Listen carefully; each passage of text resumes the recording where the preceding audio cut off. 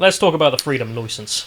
If we have to. So, I'm going to see whether or not you're sold on the idea of a freedom license as an alternative to lockdown. So, Go on. the plan itself has been reported as, we're going to have a freedom license, Belarus is going to bring this in, and it's going to be for travelling anywhere in the UK, you need one. They haven't said anything official yet. The closest they get in the winter plan themselves is saying the government plans to include frequent testing as an alternative need for self-isolation for people who've had close contact with someone with COVID-19. Instead, contacts will be offered regular tests as an alternative to self-isolation, and they will only continue to self-isolate if they test positive.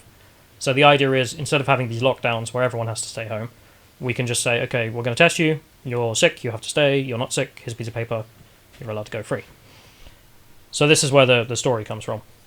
And you might be wondering, why on earth did they come up with this idea? Making British people wear identification papers. Yeah. So my Is it the Soviet Union? a former Soviet Union satellite. So Slovakia did this, and I knew it. they called in the army and had the army over a weekend test literally everyone in the country, 4 million people in a weekend. Because the tests, they've got it down to a 15-minute turn. So you block of houses, test everyone, next block of houses, keep going. And they did it, and it worked. And their situation was, if you are sick, we make you stay home, we will pay you sick pay, but if you're not sick, here's a piece of paper, which I think we could put on screen, that's the type of thing you'd get.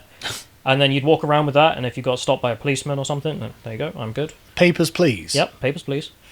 And it made sure they avoided a lockdown. So Slovakia is quite a poor country, so I'm guessing they really, really wanted to avoid it. So they were happy to throw the liberties under the floor.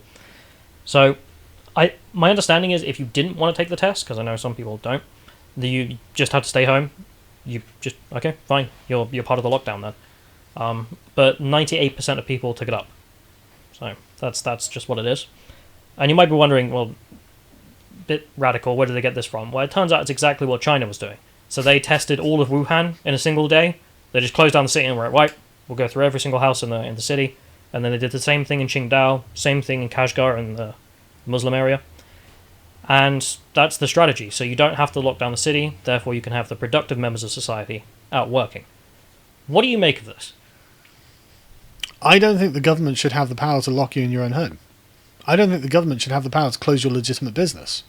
I don't agree to any of this. I'm sorry that diseases exist, but they have always existed and will always exist, and there's not that. I mean, what happens next year? Let's say we get rid of the coronavirus in like a year's time. We're like, right, okay, it's over. Thank God. Oh, there's another one that's come out. Oh, look at that. 99% of people are surviving, but 1% of people dying, or 0.1% of people dying, whatever it is bad, and therefore lock down all society again. I mean, these lockdowns have been just utterly ruinous.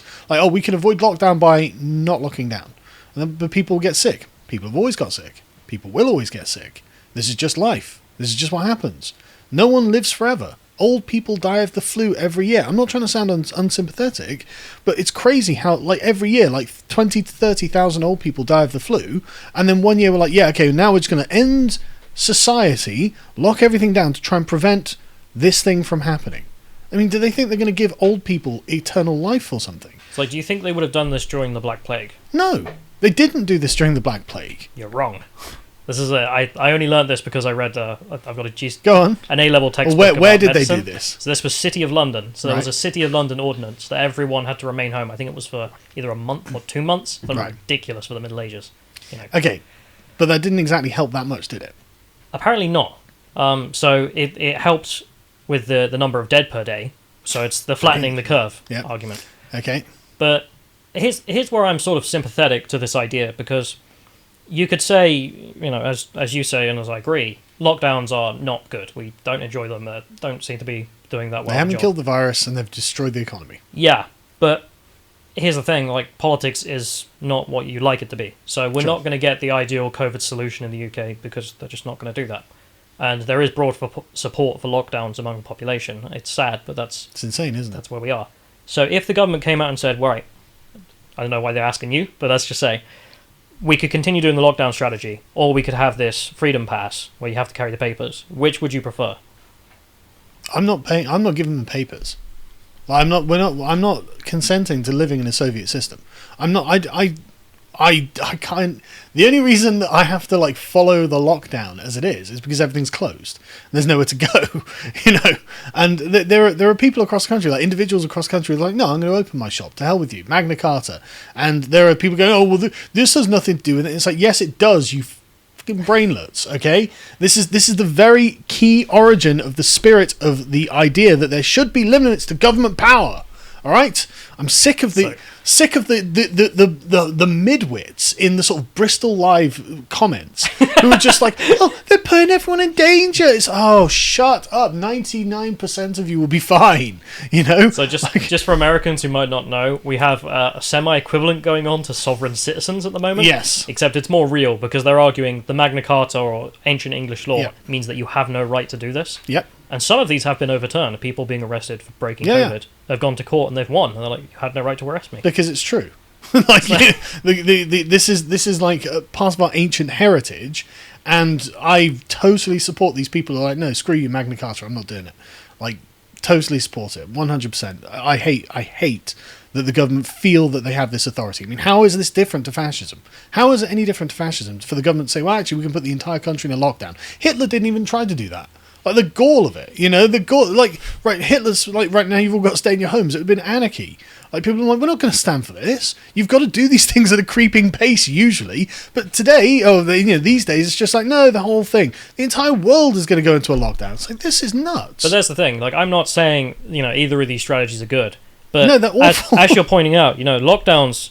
I remember when we were speaking about this happening in China and thinking, how ridiculous, they're locking down the whole place? Yep. Like, it must be really bad or something. Yep, that was in the before time. The idea this was a Chinese nonsense thing. And this Freedom Pass sounds like Chinese nonsense, you know, Communist Party control. Yep. But you've got to pick one of them. You've got to pick either this kind of Chinese nonsense or that kind. There are alternatives. Are we probably can't mention on the stream. You know? But I'm serious though. I'm going to essentially non-comply to the best of my ability, because I just really have a strong moral disagreement with what's being done.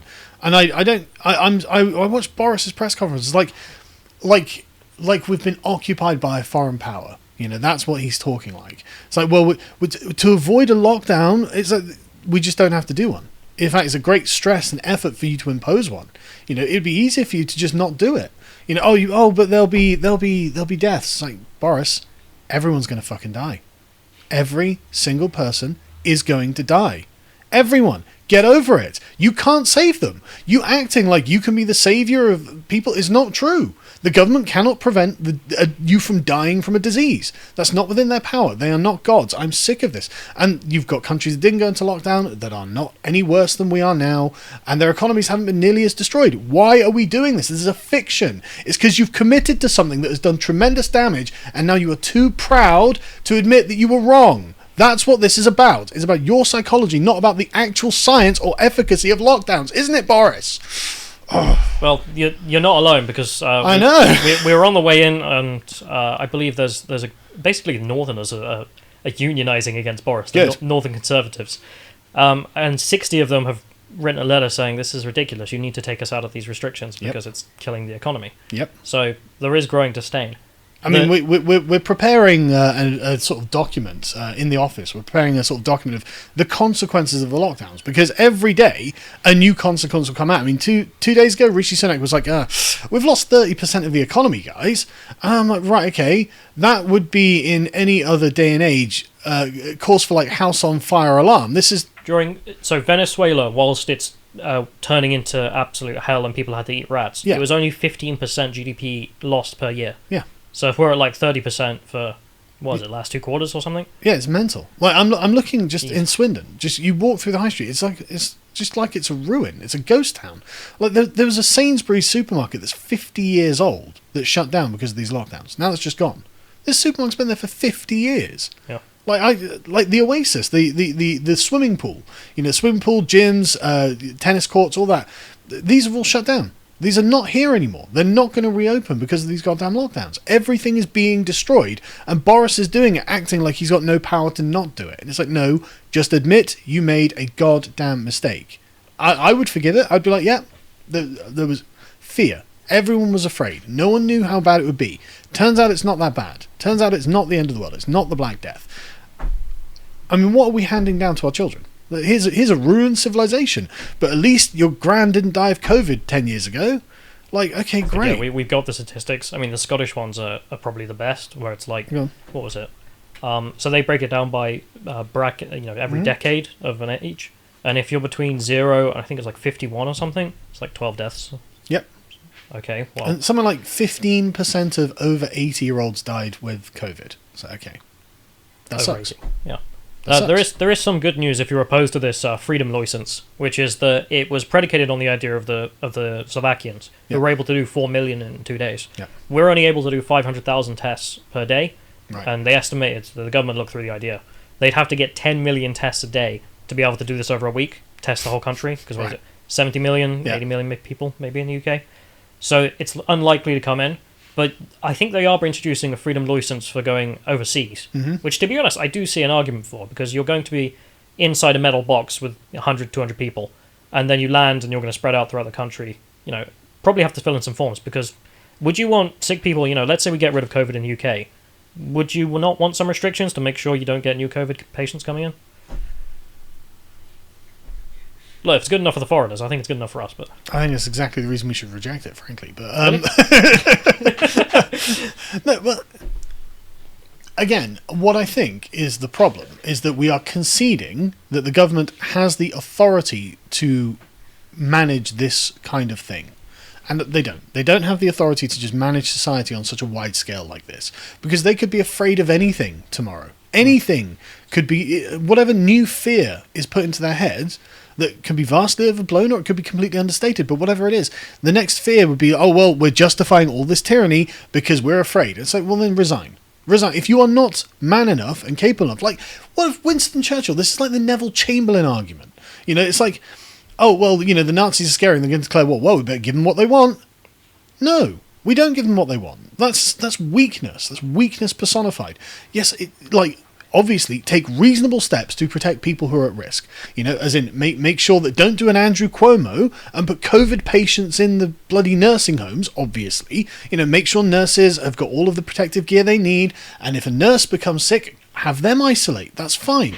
But wider society, where people are simply just not vulnerable to this disease, cannot be destroyed. And what annoys me the most is that has anyone at any point ever gone to the pensioners and said, listen, you're 70-something years old, nearly 80, whatever it is. Your grandchildren are at no risk. Your children are at no risk, but you have a 15% risk of dying if you catch this disease, or whatever the percentage was. Do you want us to shut down all of society, confine everyone to their homes, so you can never see any of your family for the next year or so? We're going to destroy every independent small business. We're going to massively enrich Amazon. We're going to... We're going to absolutely just destroy the health of the economy and the country at large for your sake, for a few more years of life for you. I mean, we had that. There was an interview with that based lady who was just like, I got 10 years left in me. I don't care. Yeah, absolutely. Yeah, this northern granny, she was in 80-something herself. And she was like, no, this is ridiculous. You're destroying the country for my grandchildren. Because believe it or not, and I know this is hard to understand for sort of like, the childless metropolitan class, but some people actually care about things that happened after they die, and being dead is actually not the worst thing that can happen to them. Other people being dead that they care about is the worst thing that can happen to them. And ruining their lives in advance for a few more years of life for yourself seems deeply selfish. And I don't think that they'd overall be in favour of it.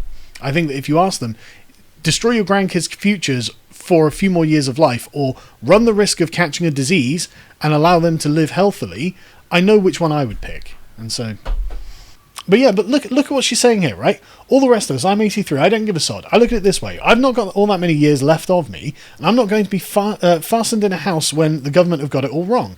How can we get the country on its feet, money-wise? Where's all the money? By the end of this year, there's going to be millions of people unemployed, and you know who'll pay for it? All the young ones, not me, because I'm going to be dead.